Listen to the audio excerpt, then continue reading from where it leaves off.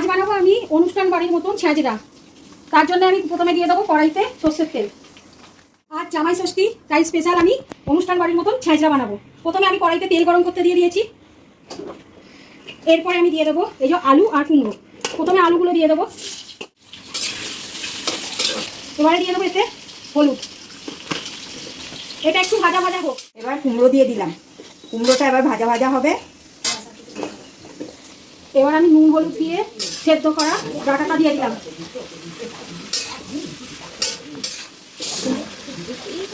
এবার একটু চাপা দিয়ে ভাজা করছি। এবারে এটা কুমড়ো আর ডাঁটা আর আলুটা ভালো করে ভাজা ভাজা হয়ে গেছে। এরপরে আমি দিয়ে দেবো এই যে ঝিঙেগুলো, ঝিঙে।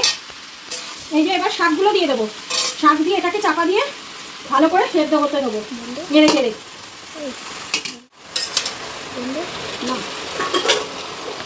এই যে শাকটা দিয়ে নেড়ে চেড়ে নেবো, নিয়ে এবার এটাকে চাপা দিয়ে দেবো।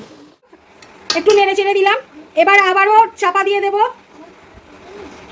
চাপা দিয়ে দেবো, দেওয়ার পরে এই যে শাকের জলটা বেরোবে, সেই শাকের জলেতেই সেদ্ধ হয়ে যাবে।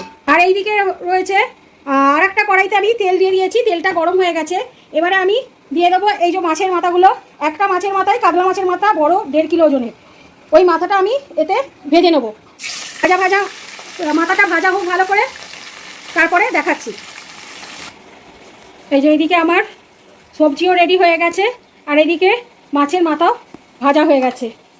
এরপর আমি কড়াইতে এবারে যে তেলটা ছিল, মাথা ভাজার যে তেলটা ছিল, তাতে আমি দিয়ে দেবো তেজপাতা আর শুকনো লঙ্কা।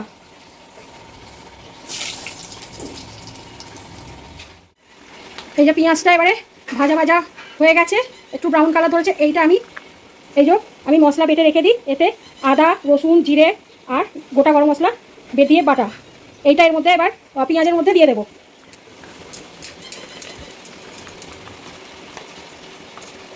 আর অল্প করে চিনি দেবো, সামান্য নুন দেবো, আর কাশ্মীরি গুঁড়ো লঙ্কা দেবো। আমরা যেহেতু ঝাল কম খাই, তাই শুকনো লঙ্কা শুধু ফোড়নে দিয়েছি, আর মশলাটাতে একটা লঙ্কা বেটে দিয়েছি। আর শুধু রঙের জন্য আমি কাশ্মীরি গুঁড়ো লঙ্কা দিলাম। এবার দিলাম হলুদ গুঁড়ো 1 চামচে, আর দেবো এই যে জিরে গুঁড়ো।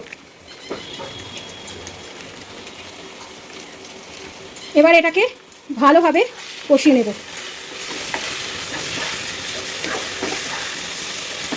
এই যে মশলাটা ভালোভাবে কষা হয়ে গেছে এদিকে। এবারে আমি এদিকেও সব সেদ্ধ হয়ে গেছে, মাছের মাথাগুলো সব দিয়ে দেবো। মাছের মাথাগুলো সব দিয়ে দিলাম। এরপরে এই যে মশলাটা যে ভাজা ভাজা হয়ে গেছে, সেটা আমি দিয়ে দেবো। চচ্চড়িটা সেদ্ধ হয়ে গেছে, এবার দিয়ে দেবো এতে পরিমাণ মতো চিনি। এবারে এই যে মশলাটা ভাজা হয়ে গেছে, সেই মশলাটা আমি চচ্চড়িতে দিয়ে দেবো। এবার এটাকে আমি ভালো করে নেড়ে চেড়ে নেবো।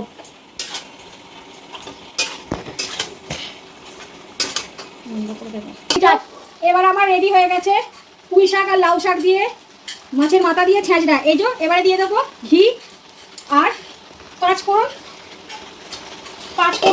ভেজে গুঁড়ো করে রাখা। এই যে এবার এটা ছড়িয়ে দেবো, দিয়ে এটা এবারে ভালো করে নেড়ে চেড়ে দেবো। আবারও খানিকক্ষণ এটাকে হতে দেবো, দেখবেন তেল ছেড়ে দেবে লাস্টে, তখনই ভেবে নেবেন এটা রেডি হয়ে যাবে। আর একটু হবে। পুঁই শাক দিয়ে মাছের মাথা দিয়ে আমার ছেঁচড়া রেডি। এরকম একটা স্পেশাল দিনে, জামাই ষষ্ঠীর দিনে আপনারা জামাইকে করে খাওয়ান, তারাও খাক। এভাবে বানিয়ে নিন আপনারা ছেঁচড়া।